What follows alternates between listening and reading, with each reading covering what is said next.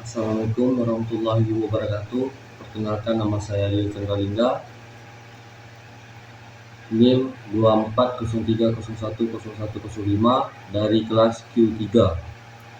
Hari ini saya akan melakukan ujian akhir semester analisis wacana kritis. Judul yang saya bahas hari ini, Polri ajukan tambahan anggaran 66,1 triliun untuk tahun 2027. Identifikasi teks. Judul teks, Polri ajukan tambahan anggaran 66,1 triliun untuk 2027. Tanggal publikasi 17 sampai 18 Juni 2026.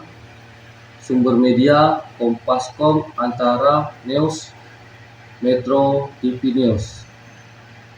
Topik utama, usulan tambahan anggaran Polri sebesar 66,1 triliun kepada Komisi 3 DPR RI untuk memenuhi kebutuhan operasional, remunerasi, dan persiapan pemilu 2029. A. Analisis ideologi. Nilai, keberpihakan, dan asumsi yang dibangun dalam teks. 1. Nilai atau pandangan yang ingin dibangun. Teks membangun citra bahwa Polri adalah institusi yang kekurangan dana dan layak mendapatkan dukungan besar dari negara. Narasi menampilkan angka besar 66,1 triliun dan 184 triliun untuk melegitimasi urgensi, seolah kebutuhan tersebut adalah jelas dan tak terbantahkan. 2. Pilihan kata yang menunjukkan keberpihakan. Rasa, kebutuhan ideal, masih di bawah kebutuhan, dan kurang, secara konsisten menampakkan Polri sebagai pihak yang membutuhkan, bukan sebagai pihak yang menyerap anggaran besar. Penggunaan kata pemenuhan berulang memberi kesan bahwa pemerintah ini wajar dan proporsional. 3. Asumsi atau prasangka dalam teks. Teks mengasumsi bahwa lebih banyak anggaran otomatis berarti kinerja Polri lebih baik. Tidak ada rugi kritis untuk mempertanyakan efisiensi anggaran sebelumnya atau akuntabilitas penggunaan dana 118 triliun yang sudah diterima. B. Analisis relasi kekuasaan. Siapa yang berkuasa dan siapa yang dipresentasikan dalam teks. Aktor dominan dalam teks. Wakapolri Komjen Dedi Prasetyo sebagai satu-satunya narasumber utama. Suaranya mendominasi seluruh narasi berita tanpa penyimbang. Yang diberi ruang berbicara hanya pihak Polri.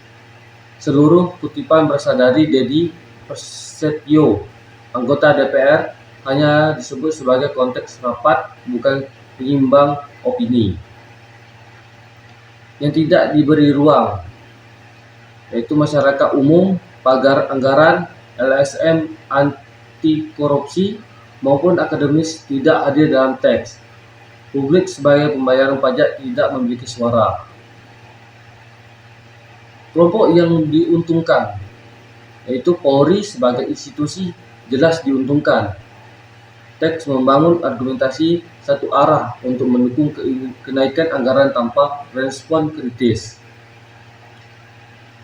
C. Pendapat atau simpulan.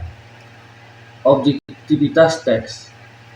Teks ini tidak dapat dikatakan objektif, berarti hanya menyajikan sudut pandang Polri tanpa verifikasi dari pihak lain atau pertanyaan kritis kepada narasumber. Dampak bagi masyarakat.